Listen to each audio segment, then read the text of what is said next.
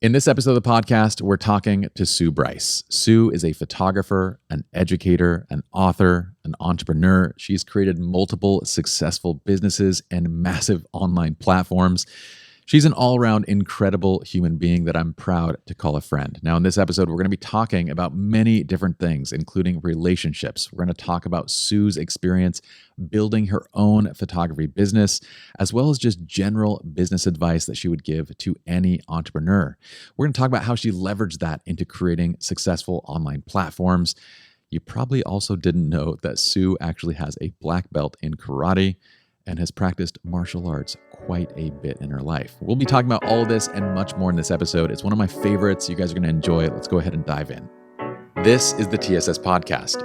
It's a place for authentic conversations to uncover the stupid, simple truths that help us succeed in business, create better relationships, and lead more fulfilling lives. Welcome to Think Stupid Simple.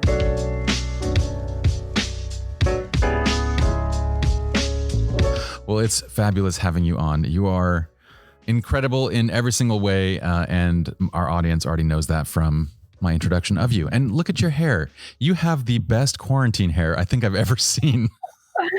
I did quarantine with my hairstylist. You know, it was like one of those, she's pretty amazing. So I was like, well, if you can't do anybody's hair but mine, then let's go. Oh, you're serious? You actually got to quarantine with your hairstylist. That's fantastic. Yeah. It was, fantastic.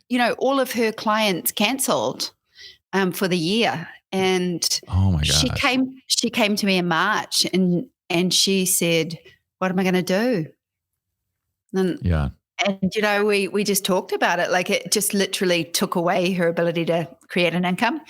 So I was like, what can you do? And she stayed in quarantine and kept shooting with me because then we could keep creating content for Sue Bryce Education and TPM. And it meant that we could still work. So we got through it together, working together, her and I and Jerson. That's so smart. What a great little pivot and move. That's crazy. None of us got sick. Touch wood. Yes, knock on wood. Fortunately, we have been okay as well. The closest we got, though, it's like 1 degree away, though, now. Like, oh, yeah. Like 6-7 months ago, it was like you knew somebody somewhere that had it. Now it's like our employees' sisters have it and stuff. Yep. Exactly right. I literally we have a best friend, his wife and 3 children. All of them have it now this week. Yeah. It's tough. It has to be just a matter of time. Like I feel like, hopefully the vaccines keep going, but it doesn't seem like we're going to get vaccinated before we get the. Yeah, I think it's going to be a slow roll 21 for sure. It is. This was a super interesting new year. I don't know if you felt the same way.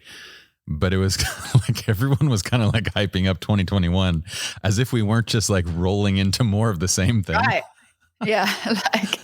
I don't do that like death to 2020. I've watched all the comedy shows and stuff, but like I feel like I probably learned more this year than I did in 2009, which was post 2008. And to survive, for your business to survive during that time was pretty extraordinary. So I felt like when this happened, I knew what was going to happen. Like I was always prepared to coach my students through a downturn or a recession. Yeah. Wasn't quite prepared for a international pandemic, but it's mind-blowing that the entire world is experiencing this simultaneously. Like it's not just America, it's not just one place. Everybody's experiencing it and everybody's doing it differently. That's what's crazy about it is everyone's experiencing it in a very different way. Mm-hmm. Like I don't know. So I don't know if I've ever told you this, but so I spent a lot of my time in China since I was like 20 years old. So I speak Cantonese and Mandarin. So I had a little bit of a leg up knowing that this was bad before March. So in February, I was telling my family like, this would be a good time to like, if you have new positions in stocks, if you're going to hold long, fine, by all means. But if you have new positions, this is a good time to like exit. And then March hits. And I did the same thing myself, and March hit and everything kind of went to it. But then after the fact, it's like China's kind of reporting like non-existent COVID numbers. Like, have you seen their numbers? Yeah. It's gone down to like almost zero. And I don't generally believe anything that the Chinese government says or does. I know better. But yeah, every country has had these completely different responses. And then it feels like in the States, we're made up of like 20 different countries. Well, we're in the middle of an election, a very volatile election and a race revolution. So it's kind of like those two things compounding the pandemic had to happen. And I think it's just really polarizing right now. Like so many people have a for and against mentality, and there just seems to be too much internal fighting. I think New Zealand's done kind of good, but it's easy to shut the door when you only have 5 million people. Yeah. Yeah. They're an island, aren't they? Aren't they kind of? Yeah. Yeah. So I feel like the islands have it a little bit better in terms of control wise. They don't have COVID. They're normal, no restrictions, have concerts and sporting events and school. Are you serious?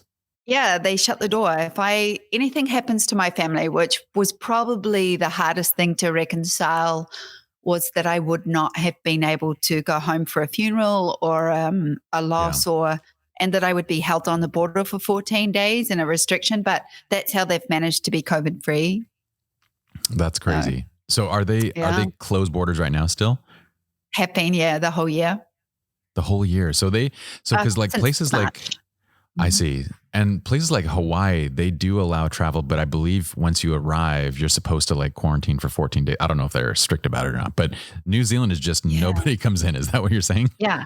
Yeah. They put you in a quarantine hotel on the border. So you are held for 14 days. Okay. And you're tested 3 times during the 14 days, and then you're released when you're COVID free. They had a breach of protocol in July where they just had 6 cases. It took them 24 hours to find it.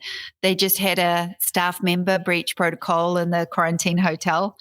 And it was that easy to get to their family, and then their family got it, and then they jumped on it, put them in quarantine and safe again. But no restrictions there now. That's wild. So if you wanted to go vacation in New Zealand, you need to bookend your trip with 14 days in a hotel. Yeah. Yeah. I mean, you could look at this time to work on your business, yourself, catch up with some reading, maybe do your accounts, like work out every day. Yeah. It kind of would feel like solitary confinement, but that's wild. If you had to. Yeah.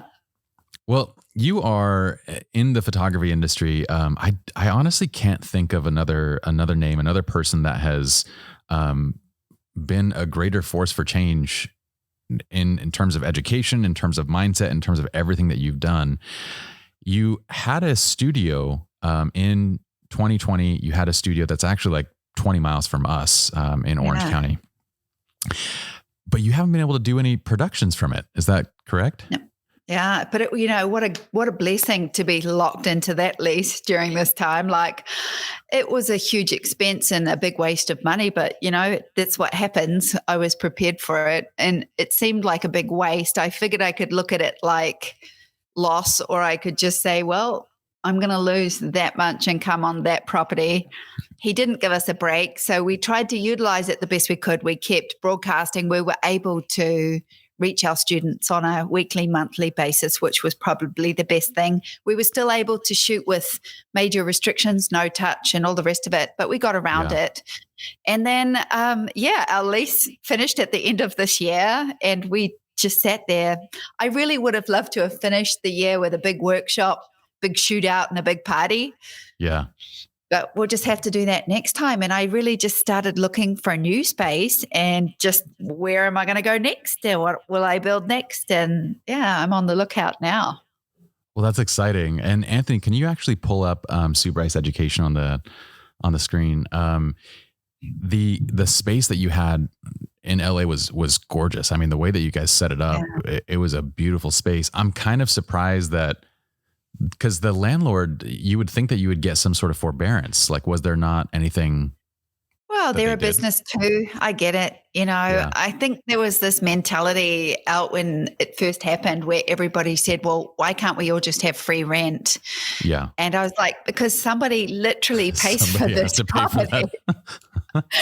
And I know that sounds really awesome in your mind, but it's like if you own property, you're going to be like, and I kind of laughed at the idea of it, but the truth is I understand, it wasn't something we foresaw to be in a massive property for 10 months with nothing. So we just made the most of it. We worked out. We just tried to stay as healthy as possible. We used it as a place to go to away from home that was a little bit of a break from the monotony of working at home 24/7. And we managed to do an entire online conference live and Zoom and pre-recorded. And that probably took up about 3 months. So it really went kind of quickly for us and it was really awesome. Yeah. Now it's time to move on. I'm okay with that. I too have kind of a bittersweet feelings about 2020. Like I like you, we built our business. You were already in business. We had built our business in the middle of that last recession. So we literally started our studio in 2009 during the worst of it. And it was something that we were kind of comfortable and familiar with. So when we were facing it again, it was kind of like, okay, we'll bat down the hatches and let's kind of prepare for this. But there's kind of like I almost feel like there's a badge of honor that you get to wear when your business survives a recession, like a major. Oh yeah.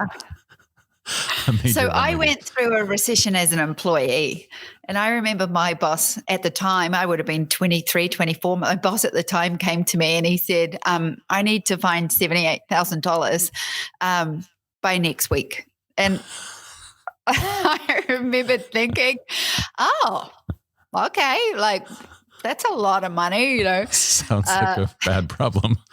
So I actually went to sleep. I woke up in the morning and I drove to work and I said to my boss, I've got a really good idea. And he said, what's that? And I said, let's put the last 10 years of negatives in our storage room up for sale. And we sold our negs for $300 a set.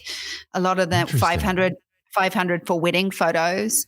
And I think we came in at like $75,000 in 3 days. And it was just something that I remember thinking, in my head, I remember thinking, I'm a kid. I shouldn't know how to save this business right now. And then I also thought, if I am ever in a recession, I'm going to know how to get through it, because that's when I heard my very first Warren Buffett quote. And I didn't even know it was Warren Buffett until I Googled it last year.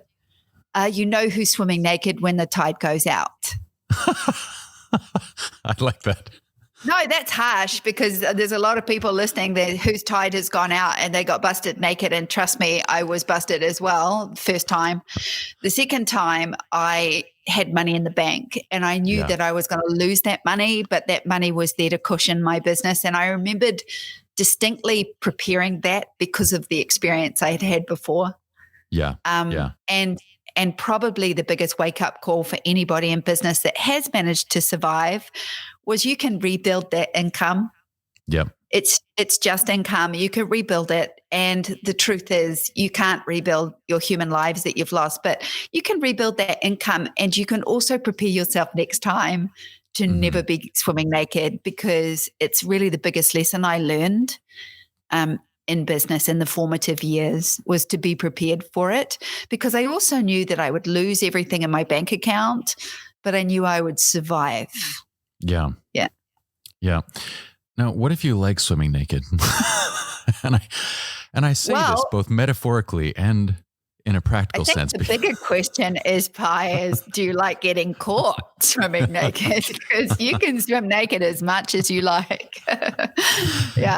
You can swim it just is going to hurt. Like everybody that's hurting right now is just having to come to terms with their decisions and choices up till now. And it's a really hard lesson to learn, isn't it? Oh, you weren't prepared, bang.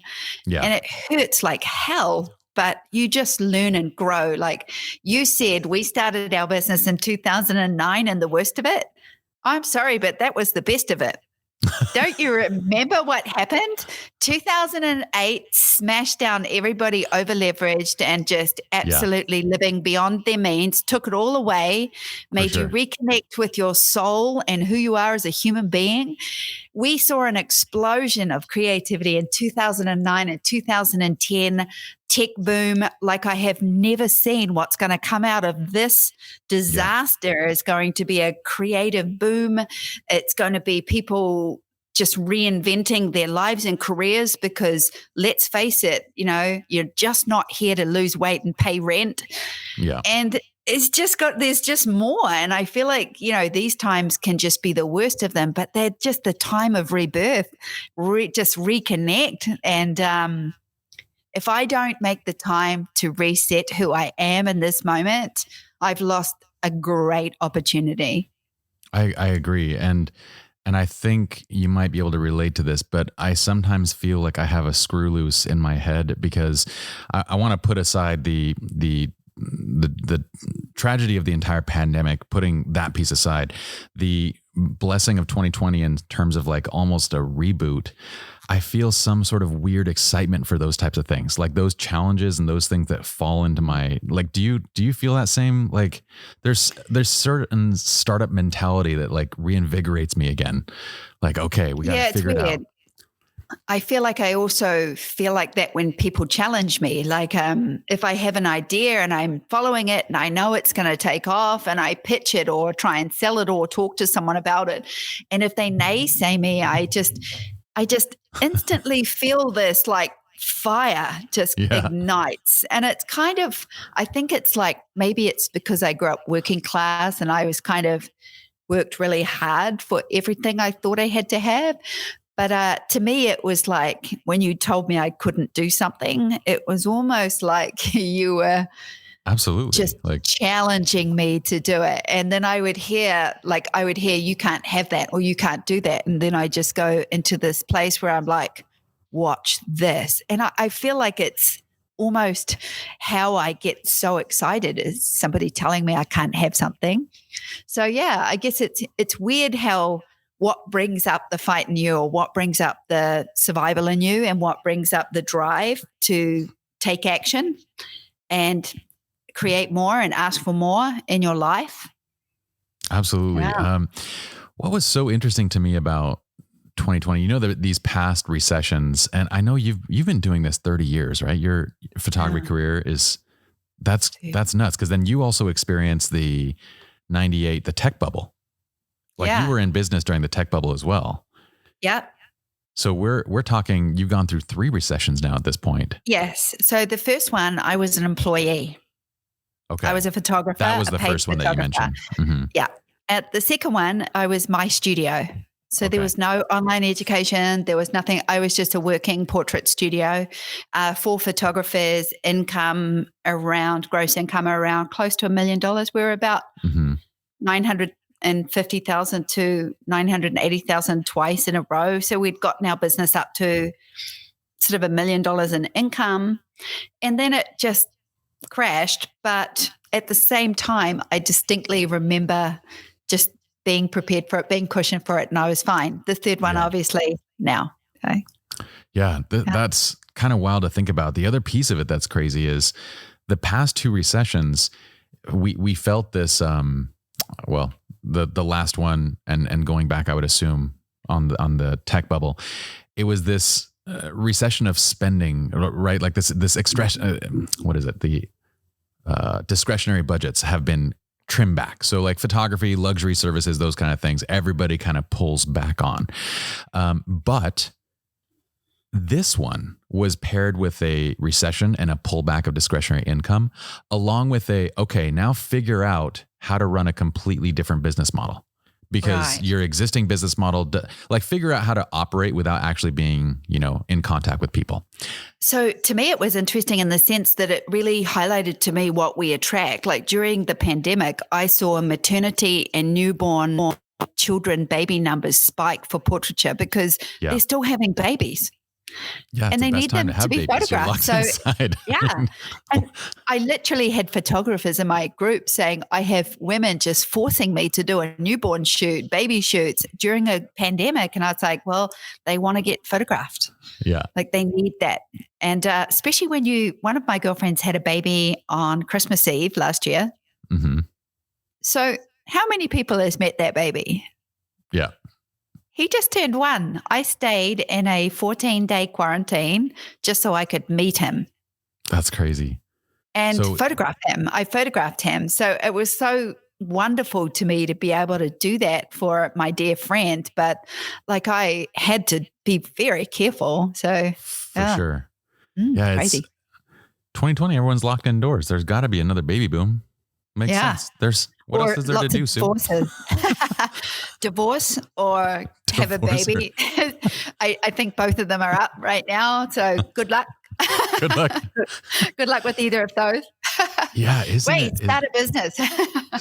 Well, and this is why I've written a book on relationships specifically because of 20. I'm just kidding. It wasn't because of 2020.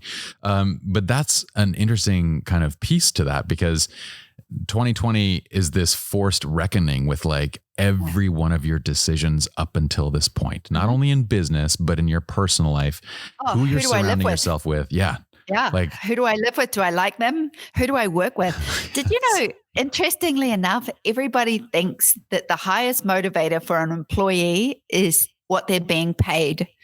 And money is actually like 9th on the list. First 3 things are who you work with, who you work for, and what you create. Yeah. So that tells me like who you spend your time with, what you're creating for this person and this company, and you know who you choose to work for. They are more important to a human being than what they're being paid. The payment is secondary to those 3 things. And I think, you know, that's what you really had to do. Do I like where I work? Do I like what I'm doing? Do I like how I'm doing it? I didn't. Yeah.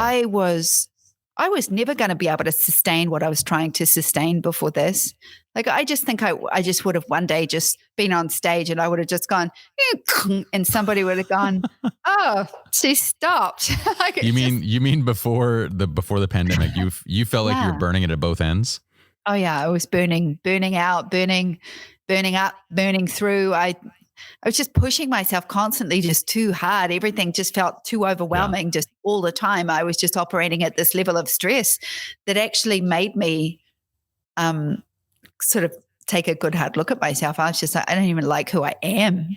Like, I don't even like what I'm doing. I don't like how I'm doing it. Yeah.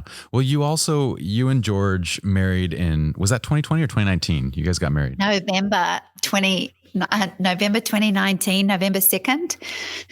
We had 200 of our friends and family, and we called it the end of the world party because we definitely had a big party.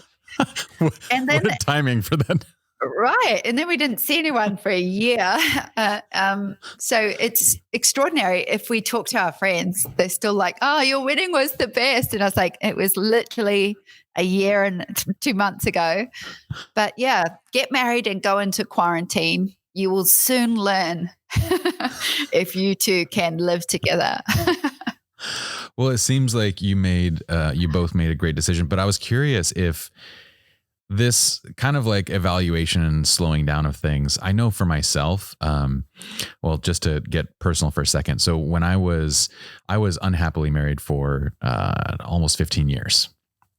And it was one of those things where like, I kind of took it upon myself to fix, like, I'm going to fix this. I'm going to make it work. And I found myself having an almost unbridled ambition in that time period where it was like, you couldn't pull me away from work if you wanted to. And when I was home, it was like either fix the marriage or go back to work, or, you know, like I was just on this mission of doing things, and not even things that are necessarily effective, just work. Avoidance. You were avoiding what you had to face emotionally, but ironically, you turned it into a flow with something else. So if you were avoiding with, say, gambling or alcohol or, you know, like bad things, then avoidance can really throw you off. But you clearly were focused on something, so you didn't have to focus on something else, right? Precisely. So, and it was a better addiction. Drove to success. Well, I mean, I think that definitely helped us to build our businesses faster. But Mm-hmm. what I found towards the end of it was this burned at both ends, like just it was not a good version of myself that was left over. And this was about 4 years ago. It led right up until the moment where I was like, I'm done. I want a divorce and I'm out. Right. And it was this moment of just like sheer exhaustion and contempt for everything. I didn't want to work in the business. And I remember like during that whole process, I still had to do creative life. So there was one moment where like I just finished a legal meeting with both lawyers and about the divorce. And it was like 15 minutes after I was like, I got to go because I'm literally going live right now. And, but during that time, I just wanted to do nothing. And I realized after coming through the other side and then now having found a positive relationship and creating a good home life, I no longer have this unbridled ambition. What I have now is a drive to work, but a drive to also be home and with my family. Right. Yeah. So I was wondering if you felt kind of similarly, like you and George have this thing now. I'm rereading Viktor Frankl's Man's Search for Meaning. Yeah. So I read it many years ago and I just saw it there on my bookshelf, and it's really a profoundly life-changing book. But one of the things it says, and Viktor Frankl was actually in a Jewish concentration camp in Nazi Germany, and he lost his entire family, his mom, dad, wife, girlfriend, like everything was gone. And he was still searching for joy. And one of the quotes that actually got me to this book was, in the absence of deep meaning, man seeks pleasure. And we seek pleasure and avoidance away from, sometimes seeking deep meaning. You can distract yourself with building a business and avoid the emotional problems at home. But the truth is at the end of the day, like, you just can't hide from it, right? Because work will never sustain you emotionally. It's never going to give you deep meaning. I can find deep meaning with my clients. Yeah. I can find deep meaning in like a personal connection with them. I can find deep meaning in exploring myself through my business. But there's no deep meaning in success with numbers and dollars and cents, because the deep meaning is so much more than being paid and having a good business. And so to me, the dominant question became just, how do I bring more value to my life? How do I bring more value to my relationship? How do I bring more value to my business? How do I bring more value to my staff? And how do I bring more value to my students? And I just focused on that. And I just focused on just really boundaries and balance, right? Boundaries is when stress is when your mouth says yes, but your soul says no. Yeah. And I was like, how often do you create something in your business where you're doing something you truly don't want to do, but you're doing it anyway because you feel like people want it or need it? And you've just got to stop and just slow down and really feel what you're feeling, instead of taking an outside look in and thinking what other people are seeing. It's a weird thing because, when you first start your business, you're just trying to put food on the table. You're trying to, make the first goal is, can I replace my income? And then you're terrified with, what if this gets taken away, and what if I don't? So it leads you to be in this position where you take on any and everything, things that you really shouldn't be doing. But it's either to get the next buck or to save a buck, and you'll do all of it. And I also tried lots of things. Like, I tried things that were just tried them. Like, there'd be a broadcast and we're like, hey, why don't we try doing this? And maybe it didn't work, maybe it did work, but it was really great to experience all of it and try what worked for our students, what works for connection. And I don't mind experiencing all of it. But at some point, when you don't feel it, you've got to stop doing it, right? There's got to be some connection in there. Otherwise, it's just all shallow, and it's too easy to get there. Yeah. Yeah, that's exactly where I felt I was that at that period. Was with every success came this, there wasn't even a moment of celebration. It was like, I did one thing and it more. was the next one. Yeah. Okay. We Yep. just did Creative Live. What are we doing tomorrow? We just Yep. did this. What are we doing the next day? And I didn't even have a person that I could go back and like celebrate it with. It was like, Right. just on to the next thing. Mm-hmm. But it's interesting how 2020 for many people did not provide that opportunity. Like there is nothing to move on to. So Not you yet. kind of are forced to just slow down and be introspective. One of my girlfriends lost her dad and it was heartbreaking, and I was talking to her about it. And maybe a year after the grief, she was still carrying the grief, and it was showing up in her social interactions, and people were just giving her a little bit of grace because she'd lost a family member. But a year later, you just can't be speaking to people like that. And in the end, she had a bit of a breakdown and came to me, and I lovingly sat with her and, told her that she'd been through this horrendous grief, but what she was presenting to the world was sort of angry and resentful and not good energy. And people feel sorry that you've lost your dad, but you're not moving through it. Yeah. About 2 months later, she stopped talking to me after that. And about 2 months later, she actually left her husband. And man. they'd been in a position where they were not doing well. And she said the second she left him, her grief lifted. Yeah. And I realized that what she was holding on to was that pain of grief. She didn't know how to get out of it. Yeah. And she thought it was about losing her dad. But truthfully, she was just grieving for the life she wanted right now and couldn't have. And she was just stuck in this story that my dad died. So therefore, I'm not in a good place. But then you can't speak to people this way or be this person and wonder why people don't want you around. As soon as she addressed her life pain, her grief lifted. And I remember talking to her about it because she was like, I don't think it was dad that I was holding on to. Yeah. It was just grief. And I was like, yeah. Like you can move through it. You can, be true to disappoint another to be true to yourself, right? But that is a very hard thing to do. It is. And there's this, marriage is unlike any other. Marriage is 2020. There's nothing like it, because if you have a bad friendship, generally you kind of just let it fizzle. One person walks away, it ends on its own kind of merit. But we've built up marriage to be this psychological, societal thing that it's religious.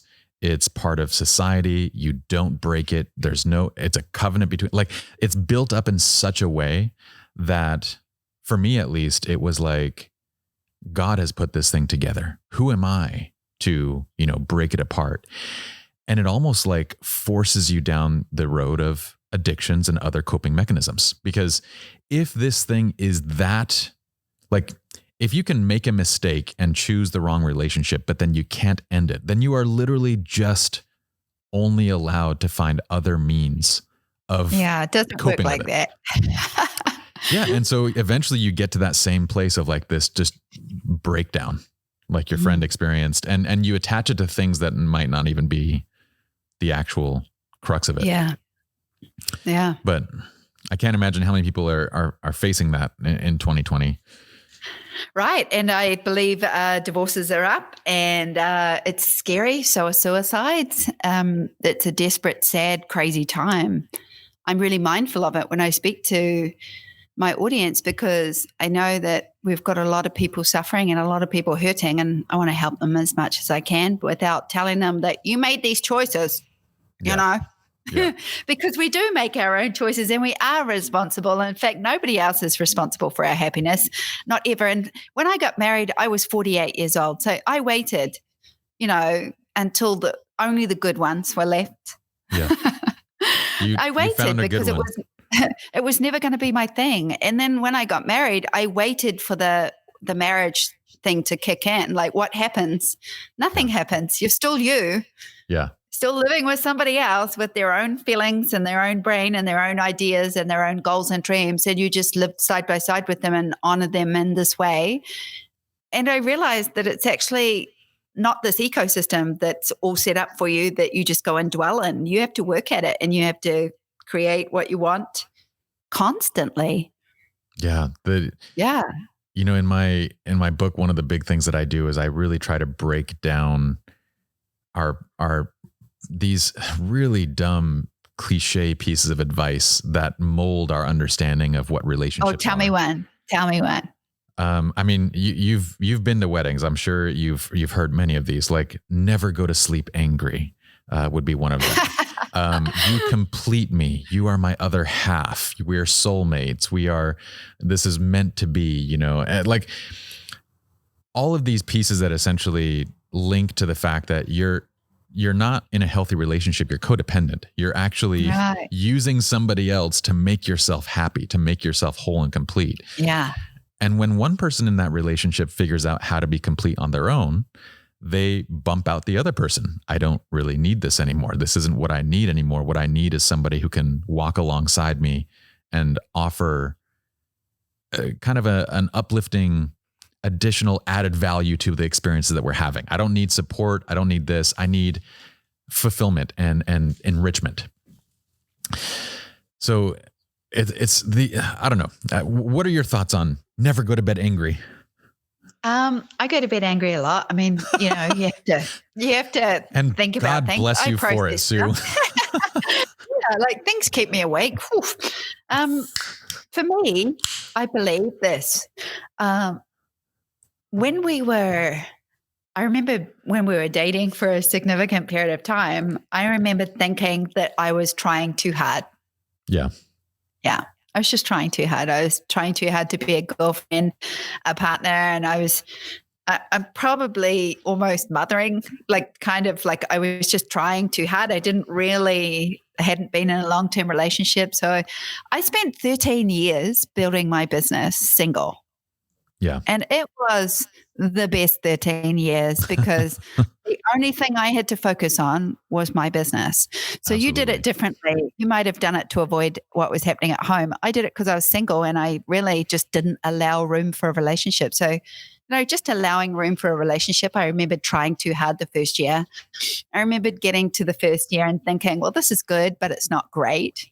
Mm-hmm. I don't think he was having a profound experience, And I realized that I was holding too much like idea to what a relationship was. And I really just needed to relax.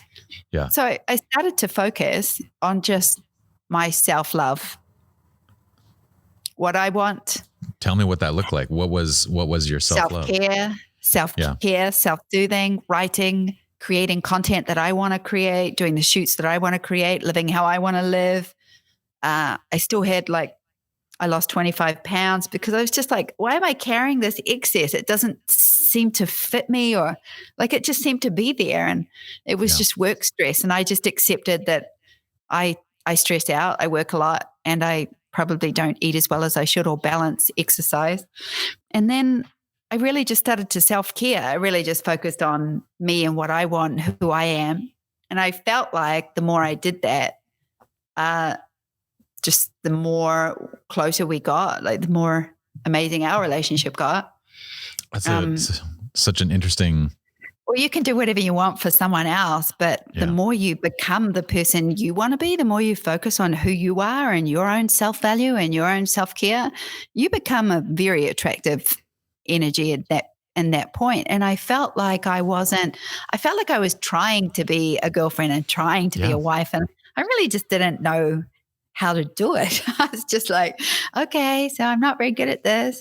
And then I just felt like I was trying instead of being who I am. Then I started to be who I am. And I realized that I was waiting for him to love me more. Mm-hmm. I was waiting for him to love me more and love my body more and love myself more and love. And I thought, why am I expecting somebody else to do that for me? Yeah. So I started doing it for myself. And that's when I felt the biggest shift in us, is when I started to be who I really wanted to be and who I am, work on myself, focus on myself. That notion, though, is completely the opposite of how we're trained to date. Is it though? Because if you meet someone and they're super confident, they've got their shit together, they're not following you around, they're not needy, they're not trying to get your attention. They just own their space. They like how they look, they work. on themselves. They like look after themselves. Like that's meeting somebody at that level where it's like, you've got it dialed in and you've got it together. This is super cool. And I feel the same way about business, by the way. When I'm teaching, I make it super clear. Yeah. You can get as good as you want as a photographer, but you must learn to sell. And you must learn to sell your work, your time, yourself, your product. And you've got to do that with value. And if you can't see the value in who you are and what you do, nobody else is going to see it, dude. You're the first person. So relationship wise, income wise, work wise, everything just magnifies for me when I love myself more, when I care for myself, when I actually look after myself and put myself first. Yeah. It wasn't about being selfish or being like an asshole or anything. It was just about, I honor who I am. Was I honoring myself? If I'm overworking, not saying no, not looking after myself, feeling out of balance, not feeling good about my body, how is anybody going to enjoy that?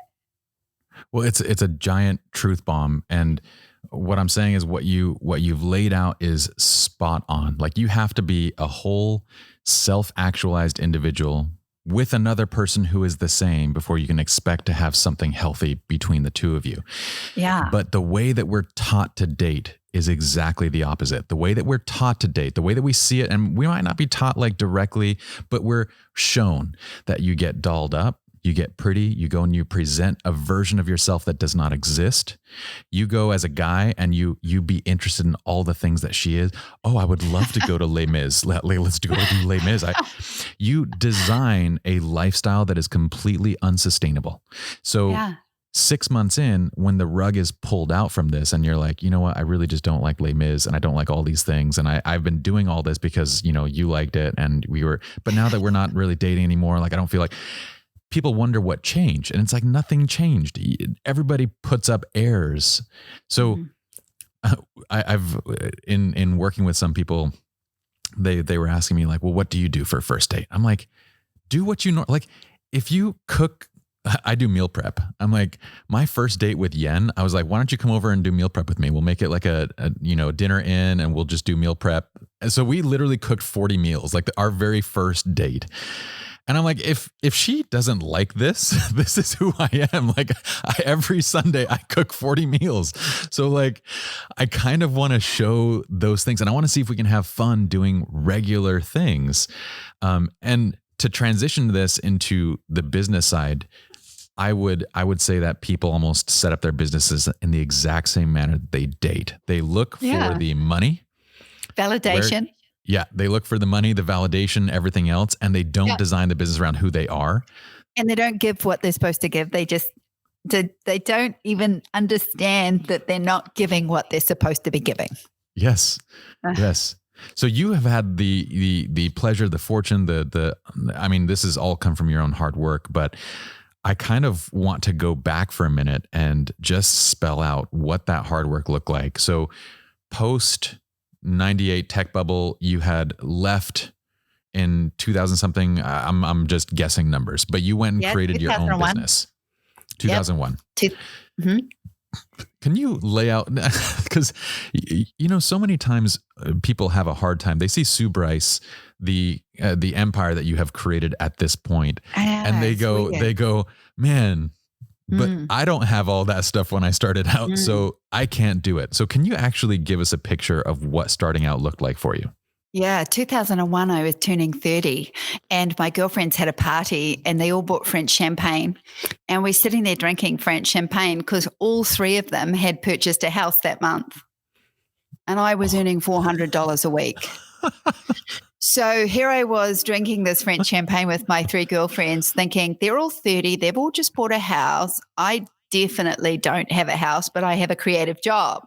Yeah. So I had the best job out of all of us, but I was getting the least amount of money. So I was like, okay, I think I'm going to have to start a business. So I actually freelanced for 2 years before I started my business because I just had no idea. I knew how to take photos and I knew how to make people feel good. I just didn't know how to own a business. 2 years of freelancing, my rent got paid, but I didn't have anything in the bank.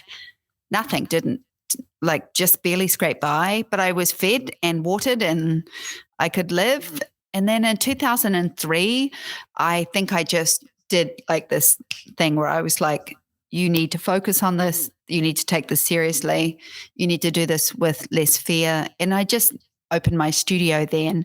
So the first year was then we did like $500,000 in turnover and gross turnover. And then we just keep building up. Your first year you did $500,000? Yeah. But it wasn't my first year. Because I started in 89 and this is 2003. So if you want to look at me as an overnight success, go for it. But it certainly felt like 15 years to me. So yeah, I had an amazing folio. I just couldn't sell it. I couldn't receive money for my craft because I was filled with guilt and shame and I just didn't have any value. I didn't have product value. I didn't have self-value. I didn't have any value of the skill that I had. And that's what I had to work on.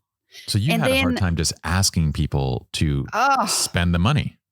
Dude, my boss could sell my work for $7,000 and I couldn't get $400 for the same work. It was clear to me. It was I was the problem. I am the poison. I am the antidote. It's always you. It's always you. You think it's not, but if you're feeling it, it's you. So look at it because you're lying to yourself and you're certainly lying to me. And then I would just sort of broke through it. I decided that I needed to stop talking in my sales. I presented the price list and I came from more of an energy of make sure they're educated and connected beforehand. Then when they would have their shoot, I would give them an incredible experience. For me, it's about relationship building. Then I would get to the end, I'd come back for their viewing and I just simply took away all of my paralysis with a really simple phrase. These are my price lists. This is my price list. These are my products. And these are your beautiful images. Let's go through and select the ones you would like. And then I stopped talking. Yeah. Because then they would just buy. And like there was this one day where I just decided this was my new thing. I would say it even though I had a lump in my throat and I felt like somebody literally kicked me in the chest, like I was saying it out loud and they were saying yes. And so it took me a long time to work through my guilt and shame and lack of value. It took a long time to get there. Yeah. By the time, and then I just think you go up in increments, like push it up, push your average up. But just keep driving on your average sale and just keep focusing on you and what you're putting out there because it's you. That's so interesting. I mean, that was at a time too where there was no Creative Live. There were no Sue Bryce classes teaching you how to value yourself. There was no education around that subject beyond just general sales books that you could probably pick up. So what do you think the shift was in your, like what made you try it? Well, I had two profound like kind of freaky experiences. I was outsourcing myself as a retoucher to teach photographers how to do retouching. That was my outsourcing for 2001 and 2. I went to a very successful studio, female photographer, owner, single. She was also a super Christian. She was so fun. I would go there and she would always open the door and say something about me and Jesus. And I would go and work with her. And she was just so lovely towards me. But she gave me a gift. Mm-hmm. She actually told me that you're talking too much. You're driving sales away. What you need to do is say, these are my products. This is my price list. And what would you like to purchase? And then stop talking. So she told me that phrase and that really changed my business. And then she gave me a free gift of a session with a personal business like mentor. Mm-hmm. And he basically sat me down and said, so your boss can sell your work for $7,000 and you can't sell it for $400. And I was like, yeah. And he was like, he's stealing from you.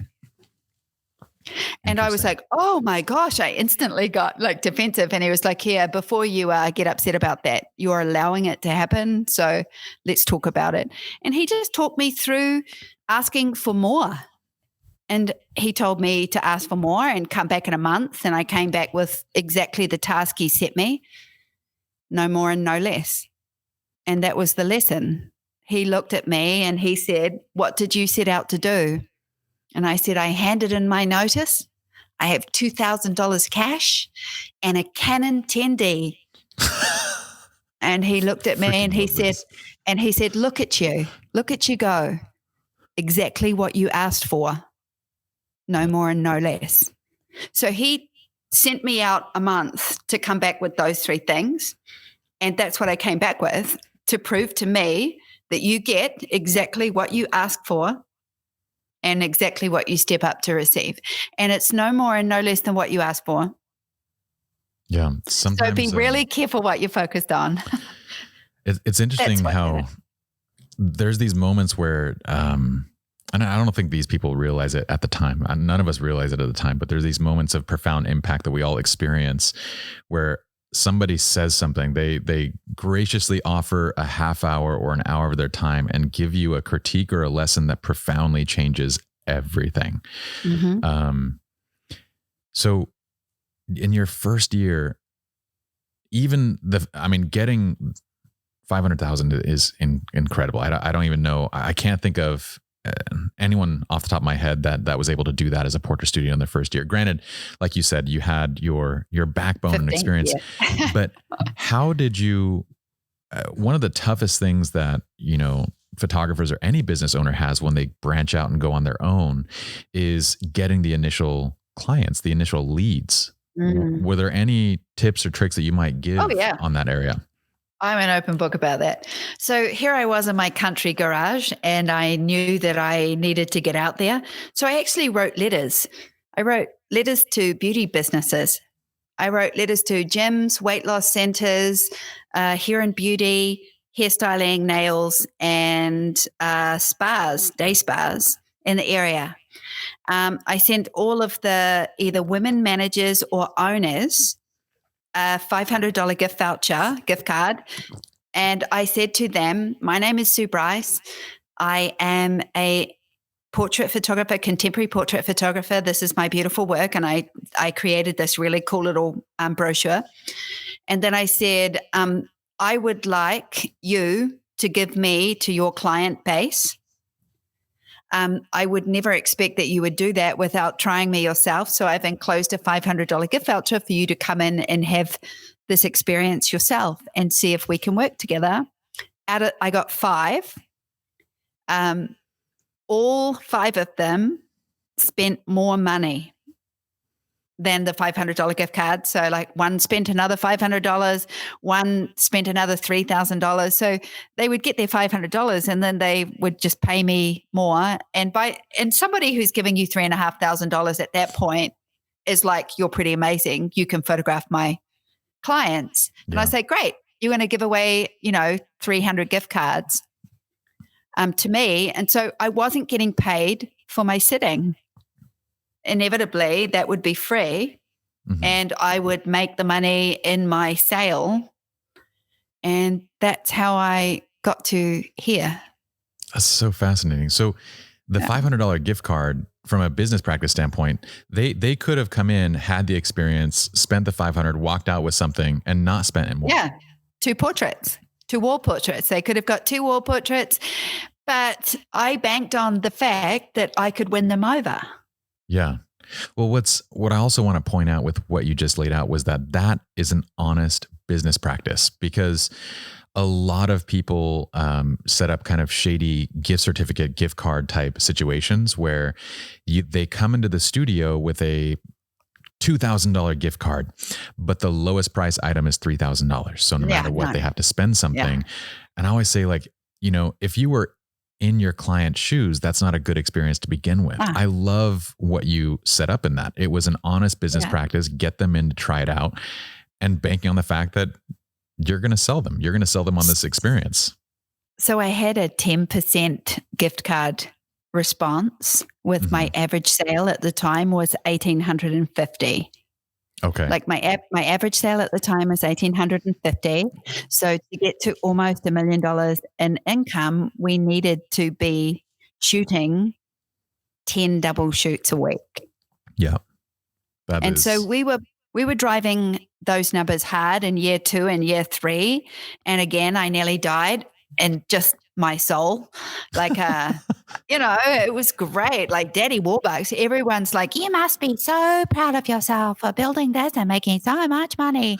And I put on like 60 pounds that year because I would literally eat pasta until like retouch until 4 a.m. And then I would get up at like 8 and like eat more pasta just to go to work. And like it sounded really good, but it was so bad for me in terms of like, overall health.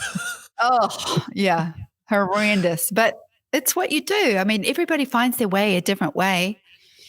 Yeah. And wait, you're also saying that this was in your garage, right? This first studio was your garage?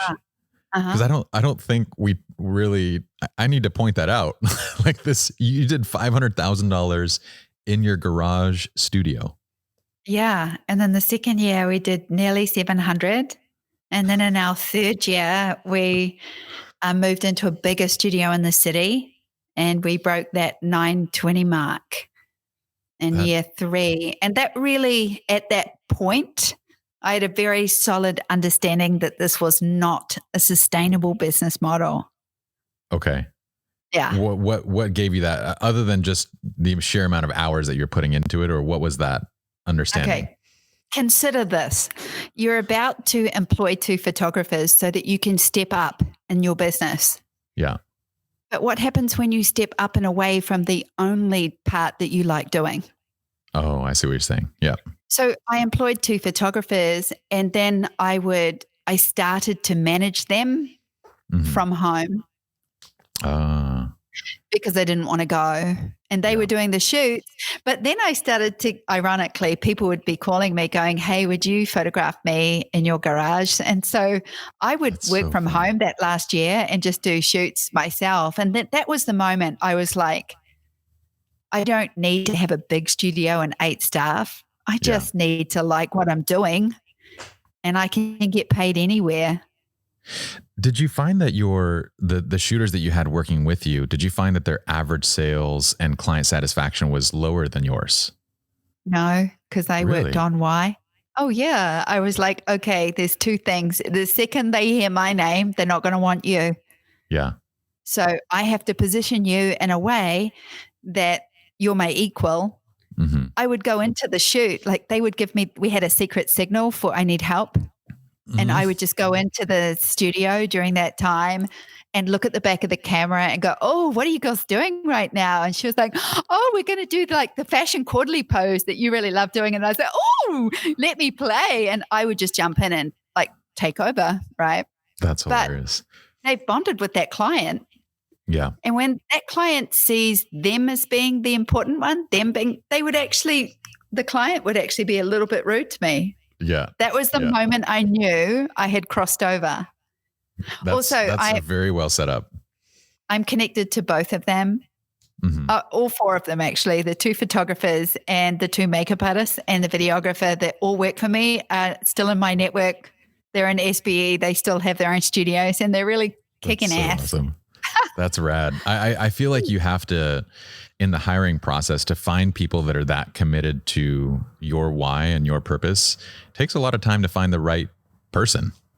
Well, I have a bit of a philosophy around that because I train my staff to be the next level that they want to be. So currently I have Caitlin and Jerson, and Caitlin was my PA. I taught her the relationship between ISO, shutter speed, and I taught her how to use a digital SLR so she could take behind the scenes. And now she is the foremost videographer and marketing creator for TPM and SBE. That's crazy. Every video you saw, every transition you saw, everything you saw at TPM Live was Caitlin. That's crazy. And she's now self-employed. I am no longer her boss, and she chooses to work for us because I said to her, I want all of my staff to become so successful that I work for you. Yeah. So now I'm one of her clients, and Jerson's the same. They just grow. And I figured that I was also very clear you're going to get really bored with this in about 2 years because there's not going to be a lot of room for you to grow into my position. So tell me where you want to grow and I'm going to help you do that. And then you'll stay with me. And that's why my staff are like 5 years, 6 years, 7 years. So I don't have newbies. you don't find that you're interviewing a lot to get to these positions, or I mean, Never. I almost feel like you've done such a I've good never job interviewed. You never interviewed? No. Okay. I'm gonna put my explanation on this and you tell me if this is right. Yeah. I almost feel like you've done such a good job of branding and who you are and identifying with an audience that the people that know you, that follow you, already fall into a similar mindset. So I would imagine if someone's applying for a job with you, do you feel like they already come in with kind of, and I don't mean necessarily train, but I mean with like the attitude and the kind of, no, Here's what is the it thing. then? If I was to put out into the world that I needed an assistant, how many of my students do you think would want to be my assistant right now? A bajillion. Yeah. Why would I do that? This is why I'm asking you. So to me, I don't know, you can call it woo-woo or whatever. I asked the universe. So I wanted an assistant. You need to tell me what that looks like. Okay. I needed an assistant, and a photographer friend of mine who has a studio down the road literally said to me when I first got to LA, she was like, do you want to share an assistant like 3 days a week, 2 days a week, or, you know? And I was like, yeah, because I didn't need anybody full time. I just needed some help. And she was like, how do we go about that? And I said, well, in my experience, I tell the universe what we want and they show up the next day. And she looked at me like this. Okay. Kind of like the same look that I'm giving you. Yeah. The next day she rings me and she goes, you're not going to believe this, but this girl just put her CV through my studio door slot. She's perfect age. She's 22, likes dogs. And I was like, this there it is. Hilarious. I said, so bring her in for an interview. So we brought her in for an interview and we talked with her, and that's now Caitlin. And we talk about it. She was having a horrible time. She just, in the end, woke up, said to her boyfriend, I don't know what to do. I'm just going to walk the street and put my CV into businesses and just hope somebody calls me. So she didn't know who you guys were or anything. She was just kind of. Yeah. You're blowing my mind right now. But tell me specifically what you say to the universe. Well, to me, it's like, I know what I want to attract. I want to attract somebody like me. I want to attract somebody that will support me in my business. I want to attract somebody that's very authentic and honest and that has just loads and loads of just super. I'm always looking for people that, like, I don't need anybody around me that's going to sycophant me, or I'm not I'm not like, you know, Mariah Carey. I don't need green M&Ms or anything. I just need help. Yes. Like, I'm not precious. I'm not, like, I work at a really high stress and a really high level. So I want people around me that just own their own space. Everybody in my studio has that vibe, and I don't know what it is, but it's just what I attract. I met Jerson 5 years ago at a workshop in New York that I was teaching. Mm-hmm. He gave me a hug when he walked in, and at the end he said to me, when you need me in LA, just tell me and I'll come and I will vacuum your floor. And I went and did a big shoot and workshops in Paris for about 5 weeks, and then I just had him in my mind, and I just messaged him and I was like, do you want to come to LA? And this is so weird. He came to LA. He moved in with me. Because I said, you can stay with me for a month until you find an apartment. Mm-hmm. Then he found an apartment the first week. And I said, I don't want you to leave. And we lived together for a year. Just as roommates. My assistant. Yeah. And we just had we have this great friendship. And he's 5 years now. And his career is just taking off over there. And his business is doing so well. And I just want people around me all the time that I like being near and that I like working with. Your business intuition is kind of blowing me away. It's a very, like, everything that you're describing makes complete sense, but I'm trying to figure out, how did you intuitively piece all this stuff together? I mean, Sue, I had to read like 30 books just to figure out like half of the things that you're saying right now. I don't get this. Too. I probably read the same 30. So do you feel like that was helpful? Like, were you always reading? What were you doing to help you prepare to? Oh, I'm just learning. It's like self-development is probably one of my top values, one of my top priorities in life. I didn't finish high school, just did a TEDx talk about it. And I left school when I was 15. So I did not get a high school education. I did not get a tertiary education. What chance did I have? I mean, I didn't go to school. I was really and there I am in a small town, country town, no education. And ultimately I'm working class. So I just didn't really have a shot. There was some community college I could go to, and I did that for a year.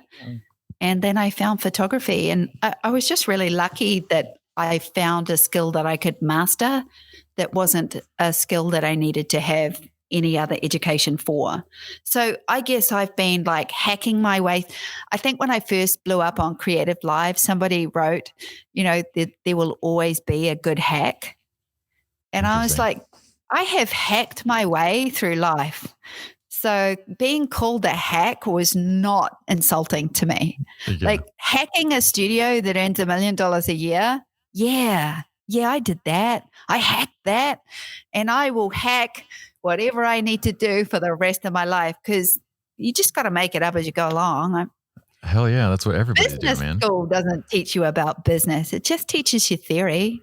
Yeah, no, it is, again, other very strange societal kind of expectations of like, it's usually the people, the hecklers in our industry are the people that have extreme amounts of theory and technical knowledge, but no practical experience. And you know what? They're the best photographers. And I would just like to shout out to them because they leave me for dust. I'm not a technical photographer. I'm good. I'm really good. And I've mastered this corner of my craft. I have no desire to master the technical aspect of photography to that depth. And hats off to you. Doesn't make you more likable, and it doesn't get you paid faster. But each to their own. Yeah, or at all. In fact, I've watched photographers come in with no self-value but really good talent. Like I think I had talent but clearly no technical skill when I was younger. And I see that talent come through. Those photographers, they get better and better and better and still don't sell their work. Yeah. And yet the ones that just get good and start selling, they often don't get better. They're just good. They just do this baseline of portraiture that sells consistently, and they're just turning over money consistently. I put myself in that category. I'm good and consistent. That's it.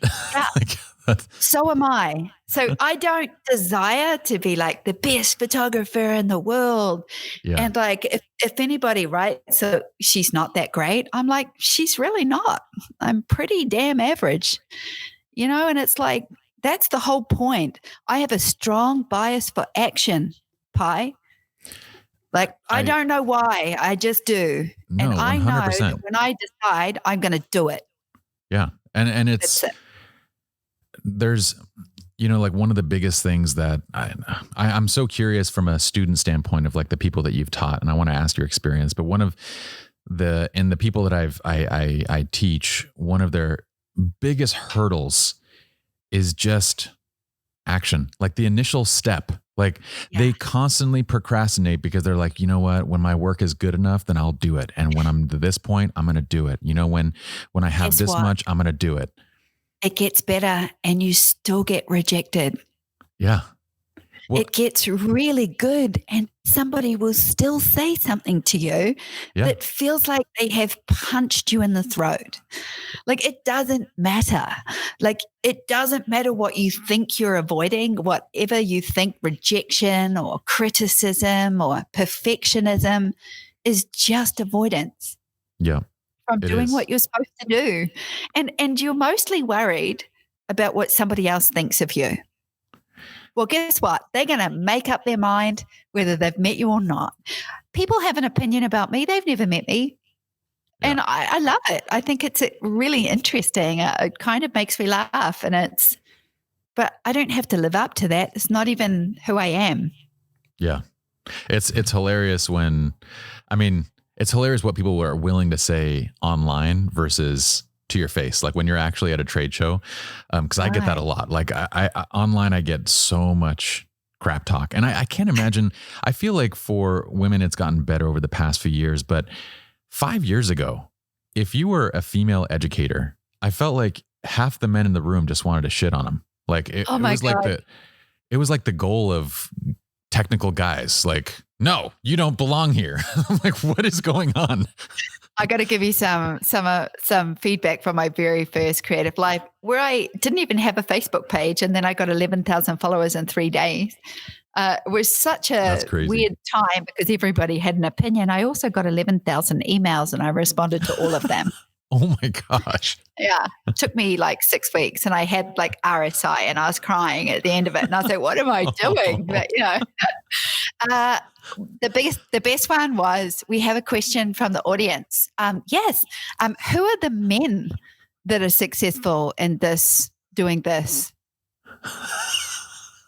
And I remembered going, "Oh, I don't. Well, I've had a really good look around and the world, and there isn't any dudes doing this, but you could be like first." And then I was kind of, a little bit sort of cheeky, but at the same time I was like, wait, so I silenced that by just saying one thing. I was taught by a man.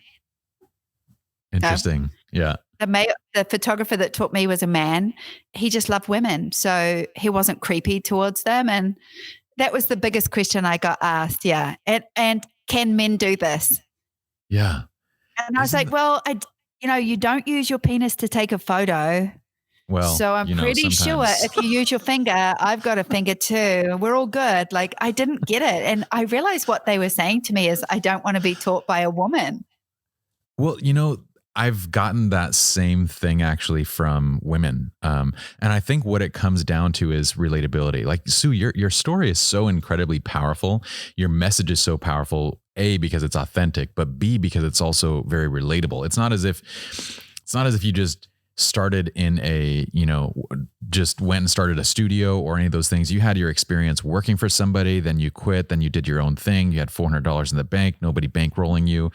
Every piece of this was something that you built on your own, which lends to the I can do that factor, right? I was doing a lecture for one of my friends. I actually had her on the podcast, Goalie. She had this group called the Quitters Club. And it's a group of how do you build a plan and step away from your 9 to 5 that you don't love to pursue your passions. So I'm one of maybe 5 guys in the entire room. There's 100 women there. The only guys there usually are the spouses of the women that are attending.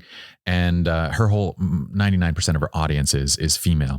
And I'm the only guy that's on the stage. And so I share my 2 cents of things. There's 4 other incredibly powerful women standing next to me that shared their experiences. They were all amazing.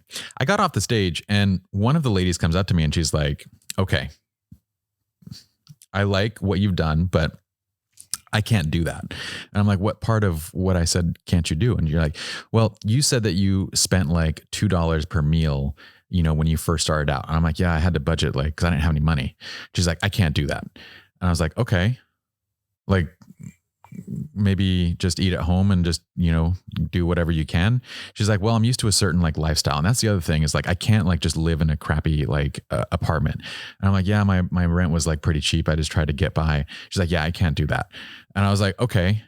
And I was like, well, if you're not really willing to do it, then I don't know what to do. And she's like, well, you just wouldn't understand because you're not a woman. And I was like, yeah, I wouldn't understand that part of it. And she's like, it would just help a lot more if, you were female. And she literally said that to me. She's like, it would just help a lot more if you were a woman. I was like, okay. Wow. Give me time to work on that. Yeah. Look, I don't agree with either side. I just don't get it. I was taught glamour portraiture by a man that owned a glamour studio in the 80s.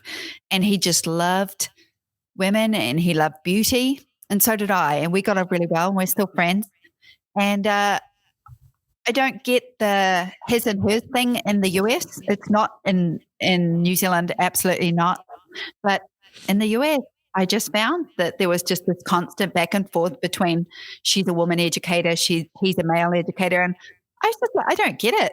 I would get introduced on podcasts.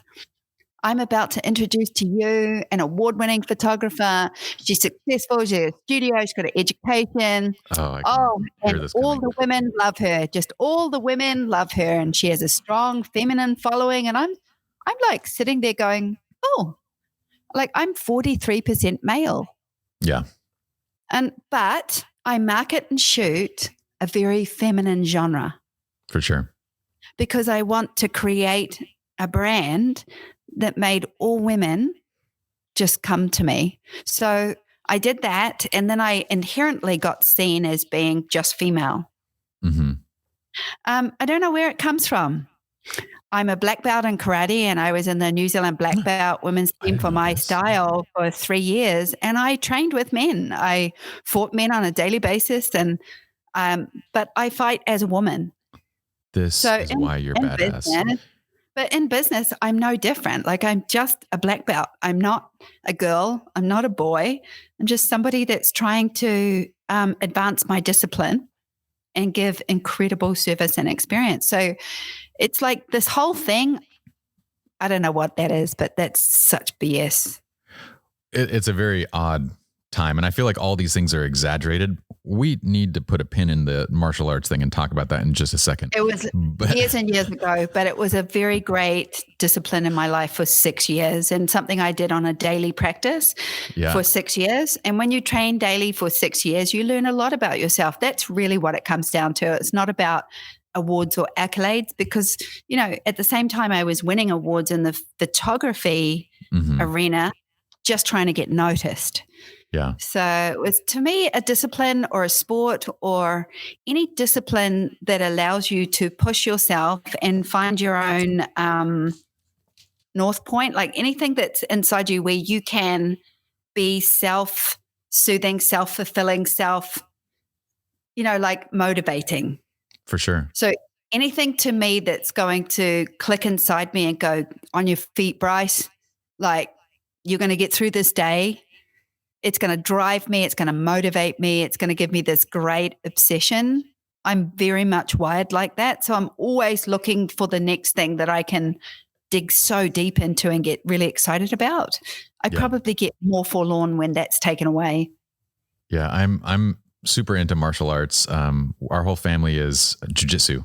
So we are all similar BJJ style. practitioners. I trained in Goju-Ryu and Okinawa traditional Japanese karate with some jiu-jitsu weapons. And then I spent another 6 years doing Chinese wushu. So I have Chinese weapons as well, like short swords, broadsword, short stick, long stick, and Tai Chi with sticks as well, which I really love. But yeah, the Japanese part, the ninjutsu side or jiu-jitsu side was all ninja weapons. And it's a brilliant discipline, Japanese karate. Chinese wushu is way more exciting and beautiful and probably a little bit more feminine. I wish I had kind of explored that first. Interesting. But, yeah. Are you still practicing today? I was up until about 4 years ago. It's really hard to find dojos. Yeah. And also when they find out, like I came to this club in LA as a black belt woman. So when they find out that you're graded to a black belt, of course, it's like, oh, yay, let's fight. And, it was more of the discipline of kata and weapons that I was most interested in. So, yeah, I may be getting a bit old to get hit in the head with a broadsword. Yeah, that's the issue that I have with, I really have wanted to do Muay Thai for a long time, but striking presents problems when you're, mid 30s, 40 years old and have children and you have to be on camera.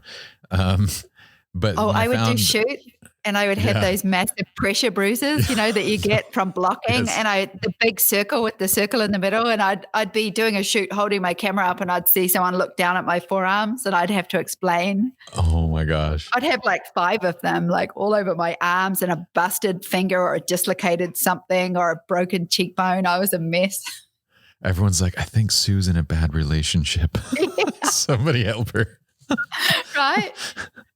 Yeah. No, I love that. There's a certain, I don't know, like there's a certain down to earth, self-introspective kind of thing that you get from martial arts. Like, I mean, it's incredibly difficult. You're dealing with like you're literally getting beat up. You get better by getting beat up, essentially. Yeah. So whenever, like I was practicing jujitsu up until COVID, I was practicing like 5 times a week. And when I had jujitsu, it was like, I don't care what anyone on the internet says. I'm literally getting beat up every single day. Like this stuff is a lot harder. It's a lot worse. And it creates so much perspective, but then you're also improving yourself through this constant failing, getting up, trying again. And I thought, man, this is like the best metaphor for life. So I put all my kids into it. And all 5 of us, my partner and our 3 kids will go like in our gis, and it's just such a blast. I can't wait. That's the thing that I can't wait to get back to. But I was going to say, you should maybe give Brazilian Jiu-Jitsu a shot because it's non-striking. So you're just rolling around and grappling. Have you tried grappling? Yeah. Capoeira. Capoeira. Okay. But isn't that striking too? That's like dancing. Well, I think capoeira, the Brazilian capoeira, is more reminiscent of a wushu monkey style in Chinese wushu. So it definitely has a lot of monkey style moves that the sort of base kung fus have. It doesn't interest me to dance. I'm more interested in weapons. In weapons. There's no weapons in jiu-jitsu. I can't get you on board then. Right. No. So ninjutsu is definitely weapons based, but I just need to have a weapons base. Has George seen any of this?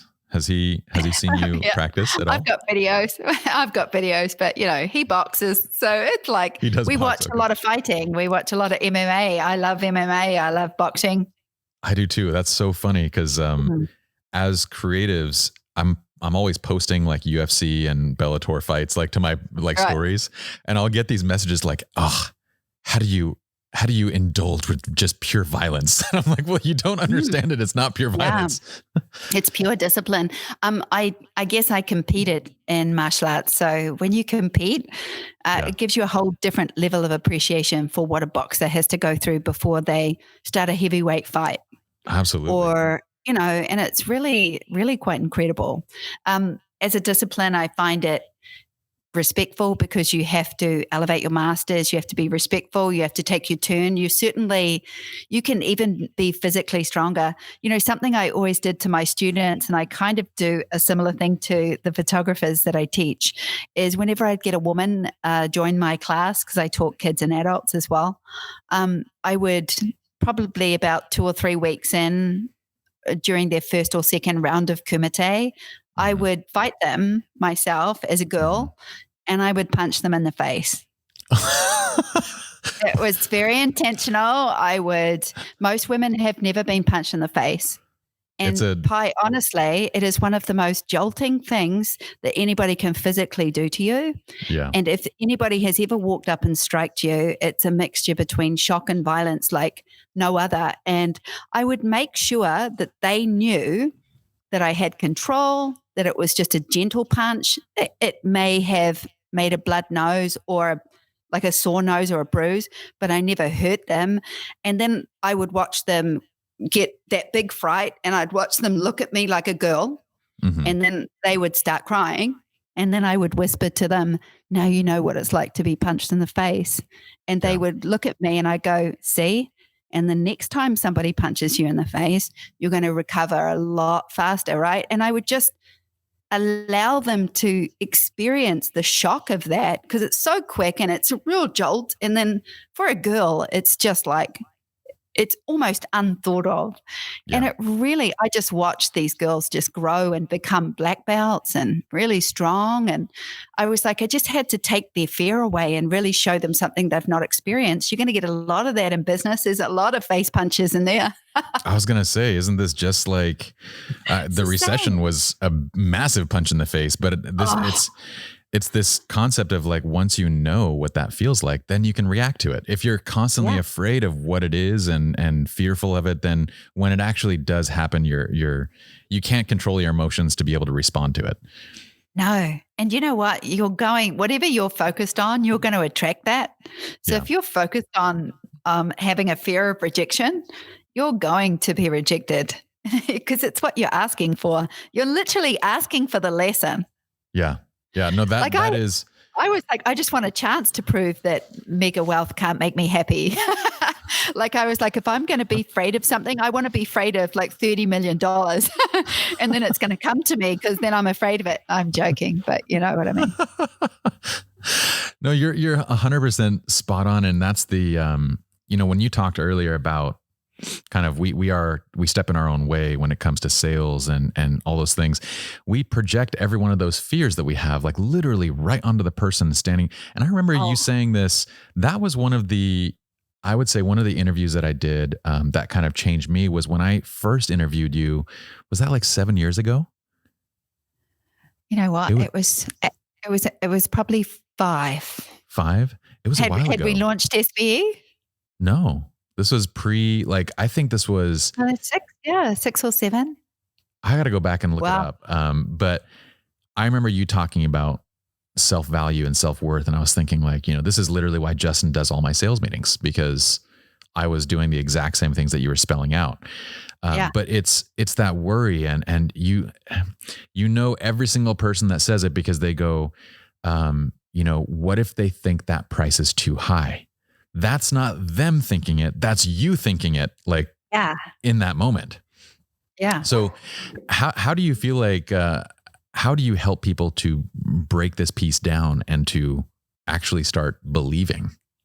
Oh, yeah. Well, here it is. For starters, if you think that's too much money, you're not doing it because you're going to work out that it doesn't even cover your costs. Yeah. So when people actually start selling, they do this thing called cost of goods and cost of doing business. And once they do their cost of goods and cost of doing business, they're going to understand that there's a profit margin here. 33% is going to go to you, 30% is going to go back to the business, and 30% is going to the tax man. Mm-hmm. And you're lucky to get 30% for yourself. It should be more aligned to 20% of the profitability of your business. So when you actually understand how businesses run, then your shoot and burn model is simply not sustainable, not physically sustained to stay in business. Yeah. And then once they know that, here's the thing. I was so stupid, Pi. This is how stupid I was. I went to that business coach that I was telling you about in my first sort of startup year. And he's right. How much money are you project to make? And I said, $4,000 a week.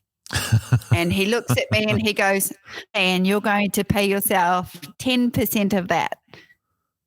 And I was like, wait, that's $400. That's what I get now. Like, that doesn't pan out. And then he looked at me and he goes, that's what people pay themselves, like 20%. And you have a business partner, so you have to share that. So 10% is $400. So I was like, you're telling me I'm going to bust my butt for $4,000 and I'm only getting $400? And he goes, yeah. And I just didn't work that out. $4,000 is a lot of money when you're broke. Yeah. So to me, I was like, $4,000? And then I was like, oh, tax, oh, business expenses, oh, paying people.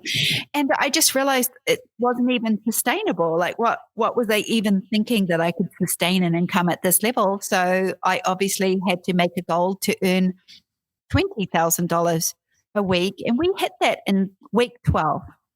Yeah, that's crazy. And we were just focused on that. Yeah. Yeah. I'm getting a little bit of breaking up again. Anthony, is it coming through okay, or? It's a little choppy right now, but choppy. Okay. I think it cleared up. I think it just cleaned up right now. When you actually see the numbers, it's kind of, but that's the problem with, photographers as just creatively minded individuals. We don't like looking at the numbers. And so usually you're years into your business before you actually see. This is one of the differences between us and the typical approach was Justin, Chris, and I were professional accountants when we became photographers. So we understood numbers very well. I didn't. Yeah. And that's I almost feel like if you want to be a photographer, you should study business in school. Like that would make a little bit more sense to me than going to school for photography. And I know there's not even that many photography programs left anymore. I wouldn't advise either. Well, now you can learn there's plenty of other ways to learn. The problem with business school is, like you said earlier, it's not necessarily relatable. So a lot of the stuff that we learned was theoretical. Studying accounting was fun. Doing it was miserable. But in practicing it for a few years, that's when I actually got to see what a set of books really looks like. And it's dramatically different than what it is in school. Yeah. So when we started our business, we had a leg up on that side. We just had to learn the craft. And I feel like there's so many great, like Sue Bryce Education. There's so many wonderful online educational platforms that have good stuff that piece can come to anybody. The piece you just got to find the one that speaks in your voice. For sure. For sure. Like we all have a different voice and we all basically saying the same thing at the end of the day. But, the styles that you're most drawn to, the demographics you're most drawn to, don't take advice from anybody that doesn't have what you want because they're just guessing. And when you see somebody with something you want, ask yourself, how do I get that? How do I learn from them? What steps do I take? Like drive, and just follow that joy, right? Follow joy and clarity in your mind always. There's got to be just certainty. And conviction is a decision you make. A vision for what you have is to chase that joy every day and just be in that space and just open up to it. And whatever you believe is your limit. You believe it because they're your thoughts. And we believe our thoughts, which is random because they're not true. And you just got to open yourself up to the idea that maybe you could believe something different. If somebody showed you how.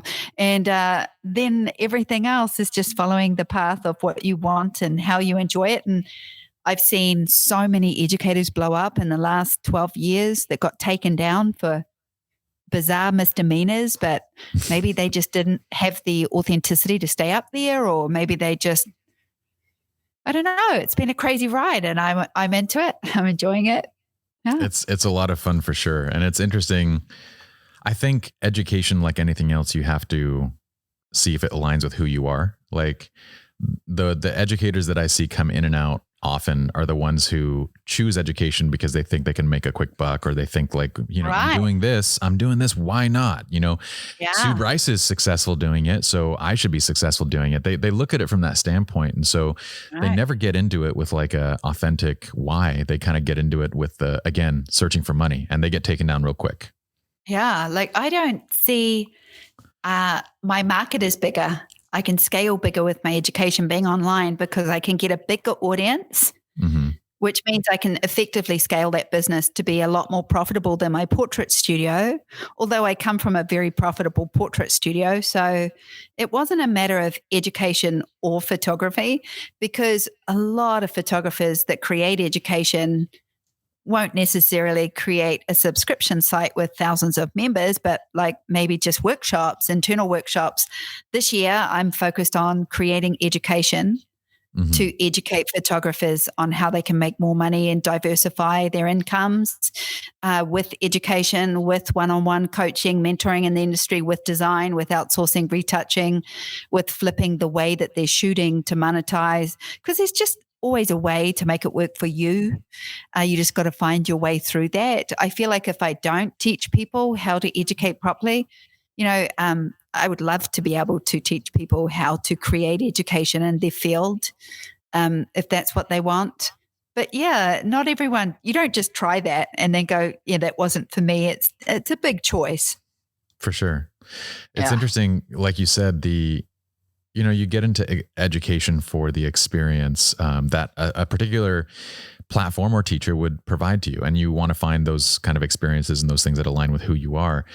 I almost feel like that note of experience is the piece that is often missing in a business person selling their own product, especially photographers, because you feel like when you first enter the industry, you feel like your product is this photograph. You feel like the product is made up of megapixels and it's based on the quality of the, editing and the camera and the lens choice. And that's the product.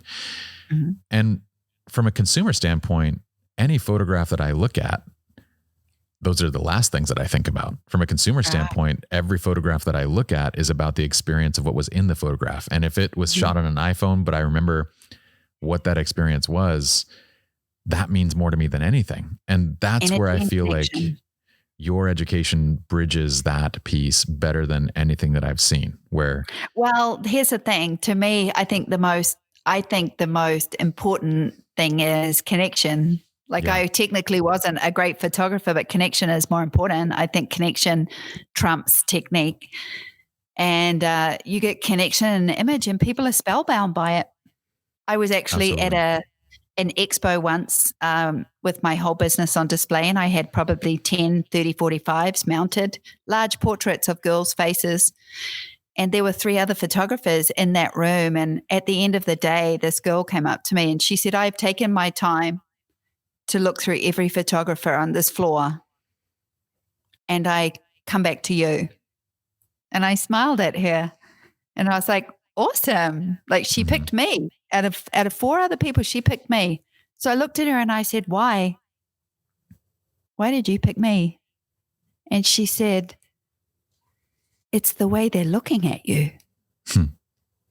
Yeah. And I was like, what? And she's like, it's the way they're all looking at you.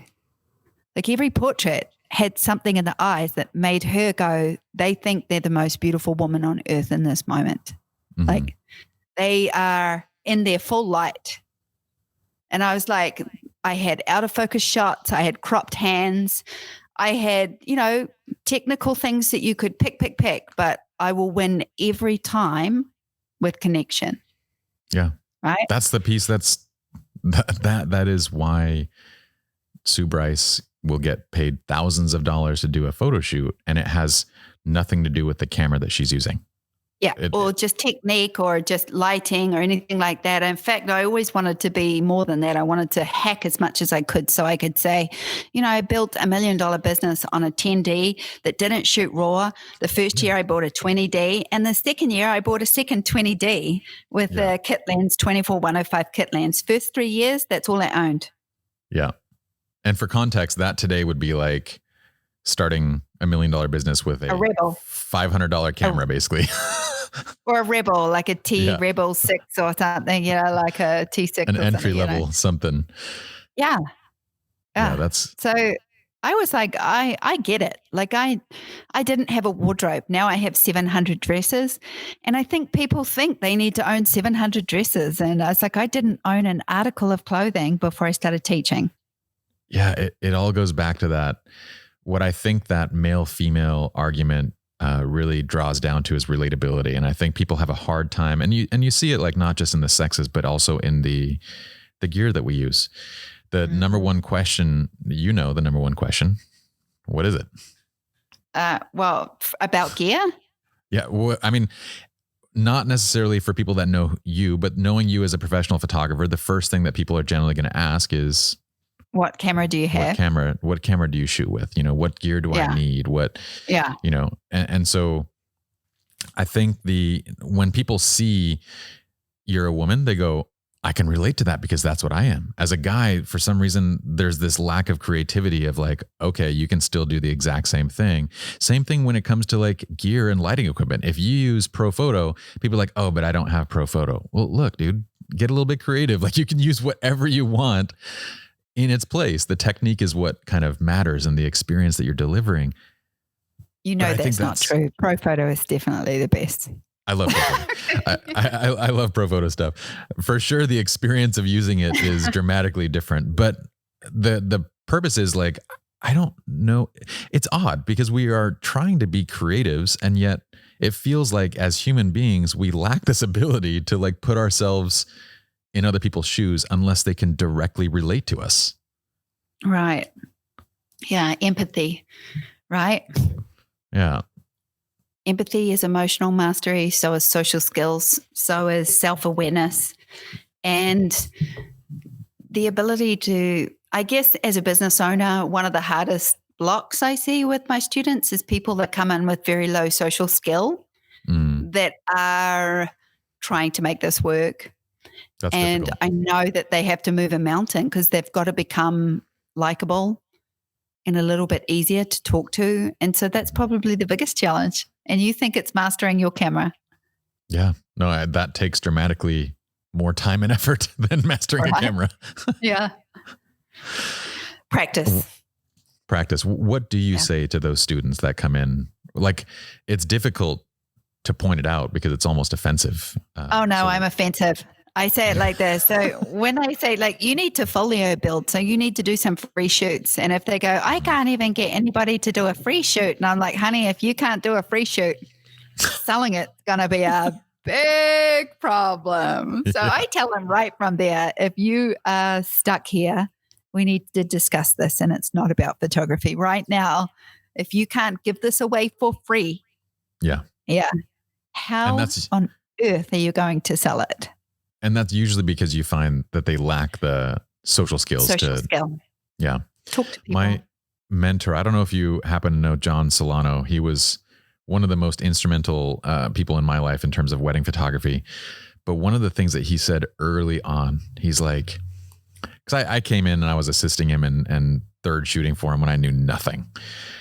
And I'm like, I'm so sorry. I'm not like super good with the technical stuff. He's like, no, you're good with people. He's like, I feel like, most of the people that walk in my door, I don't need to send them to photography school. I need to send them to charm school. I'm like, That's a great line, John. I think I'm going to remember that. Yeah, that's a good one. I love that. Yeah, it shouldn't. But what do you say? I can't make you more likable. Like you can do that. Only you can do that. Yeah. I find it challenging to even point that out, like in a way that's like not super offensive. Like, I'm super offensive. I'm very honest. Yeah.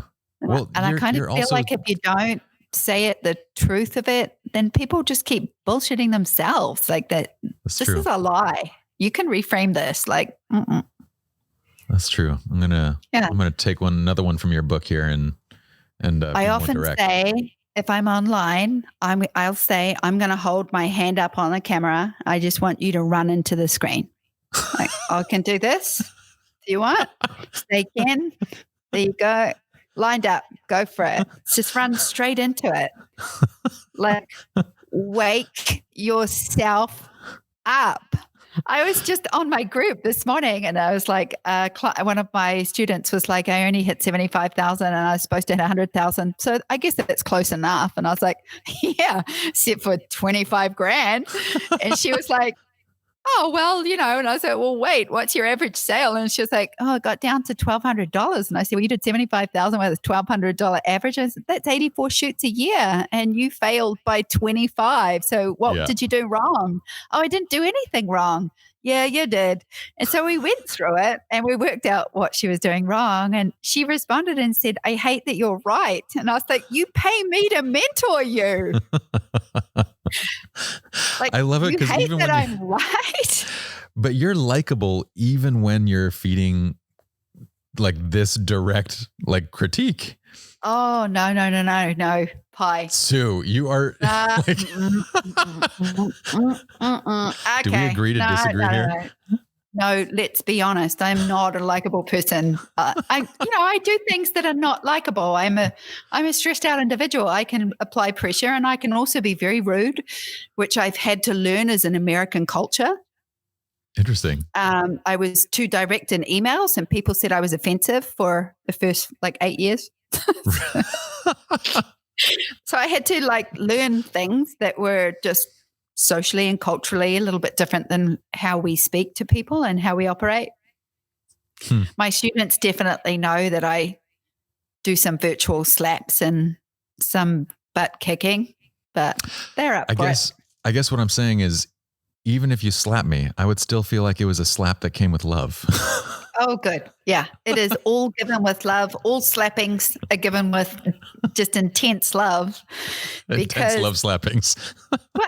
All I can say to you is, do you know how long I lived with my broke-ass self, not being my full creative potential, not finding my voice?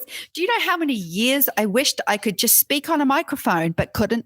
I just wanted somebody to call me and invite me to talk on their podcast. I even looked at my assistant once and said, I'm talented. Someone should discover me. Yeah. And I come out of my mouth and I was like, oh my God, that's what I just said. Like, somebody should discover me. Like, I can't sing, right? So I'm like, what are they going to discover that you can take portraits? They're going to discover that you could take portraits and not get paid. So that was the first thing I remedied. Like, I just thought, okay, I look at it like this. At the end of the day, I am a big hack. I would look at anybody that had what I wanted and I would say, how did they have that? Yeah. How did they do that? I want. And when I was something, I would write it down and make it a goal. And then conviction, certainty, congruency, courage. Every day, step, step, step. Frightening, get knocked down, get up. Get punched in the face, get up. Martial arts training does that. You get winded. 100%. You have a little cry, get up, go again. And I was just like, I remembered building this muscle of inner strength in my black belt year. I would break a bone. I'd have to train with it. Endurance trainings, 3 hours, no water, just hardcore, no shoes on, bare knuckles. We'd fight, train, run, sprint, punch, get kicked, get knocked down. And then you just keep getting up. And there was this thing that was just like, I'm getting knocked down, but I'm getting better and faster, and I'm coming back faster, and I'm training with broken bone, and I don't care because my body is warm. And I started to trust myself. I started to believe in who I was. I started to martial arts did that. And then I would go back to my photography job, which I was hating. The day that I started my business, I stopped training at martial arts, and I could not have done both. Mm-hmm. It was like such a mental focus for me to have something that was disciplining me and teaching me something so amazing. I got my black belt. I won gold medals. It was done. I'd come to a place of needing to start a business, and I knew that would be my new kung fu. My mantra in business is my kung fu is strong. Mm-hmm. Anything I do, when I feel my brain slip into negativity, when I feel my brain slip into just criticism or confusion or getting down about something, or I don't have this, or why is this like this, or why am I attracting this? I just come back every single time to just my self-discipline and how much I love being challenged, how much I love creating something, like all of it. It was great for me to learn this. Yeah. I can't think of a muscle that more needs to be trained for just general success in life than that one. The ability to just take a hit, fail, get right back up, go back at it harder, and to do it repeatedly in business, in martial arts, in every aspect of life, relationships, all of it, to be able to get back and move forward.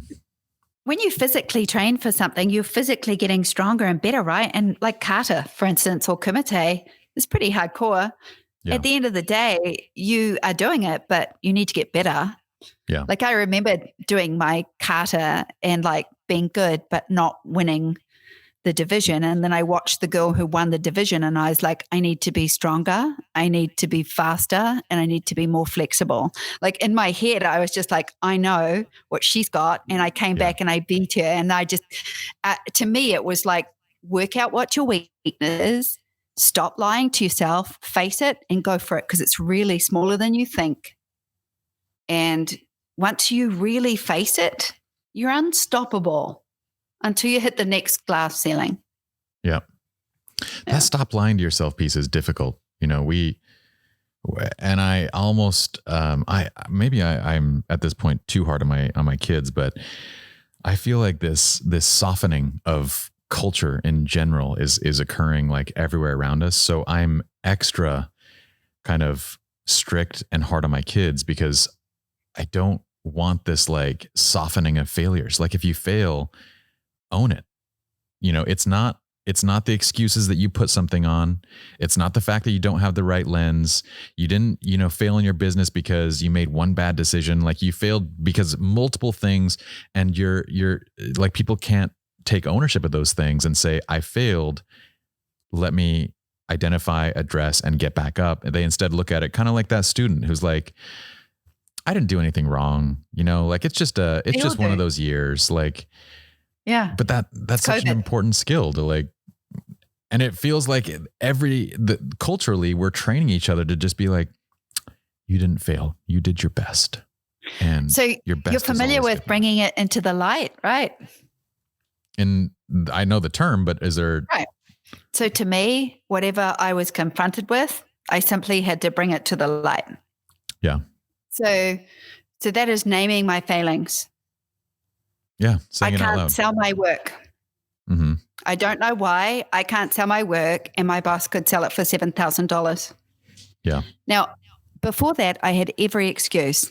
Like, I don't know why he was so good at selling my work because he's nothing. I'm way more talented than him. Like I had envy, I had jealousy, I had all those defensiveness. Yeah. But the truth is I couldn't sell my work.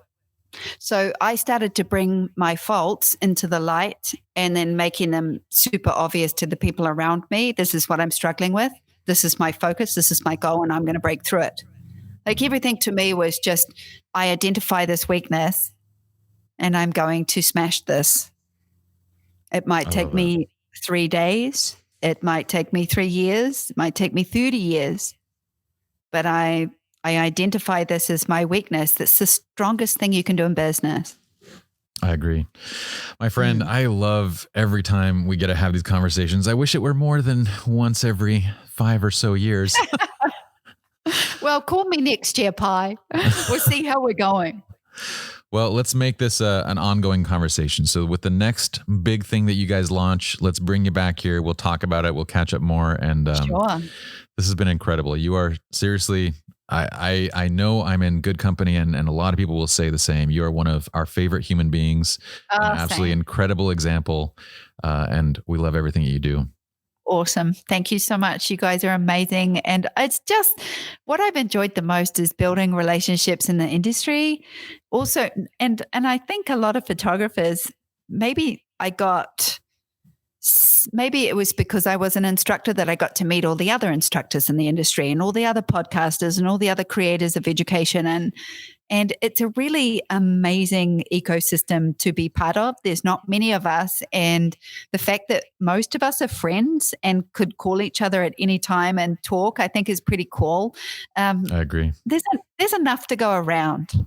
I agree. That's what the world needs to know. And I know that right now you might feel like so many of you out there might just feel like there's not enough. But it's coming back. And world is coming back, and it's going to come back fast. And, I know that it's been challenging, but the truth is at the end of the day, use this time to reinvent yourself, man. This is it. This is your moment. Well, and along those lines, real quick before I let you go, are you guys going to be building the new studio in Arizona? Because that's where you're at right now. So yeah, we're here to look. Yeah. So, we realized that at the end of the year, we were like, we can go anywhere. Like, we don't have to stay in LA. So right now I've looked at 2 spaces. They are 4,000 square feet and about a third of the price of LA, which is just hysterical. But mostly the space we can get. Yeah, that's crazy. The space we can get, and we're really enjoying it. So if we decide to stay, this is going to be our place. That's awesome. Well, and the conference is there too. So it would make complete sense to be close to the conference. Right. Yeah. Well, I'm excited. I can't wait. Once you guys get your new digs up, I'll have to come out and visit if you'll have me. Yeah, you must. It's going to be so cool. I mean, we've been here a month. We like it. We know it's going to work for us. So yeah, it's just time for a change, something new studio. We've got 2 trucks coming out, 2 16-wheel trucks. Holy crap, of all the studio equipment. And we packed it in 5 days. So we made the decision the week before Christmas, and we literally packed it. Oh, this is legit happening. I'm Arizona. So excited. Yeah. That's so awesome. It was full on. It was a big change. Arizona's awesome. Summer, your AC bill is going to be a little brutal, but Arizona's awesome. But we don't have winter. You don't have winter. That's for sure.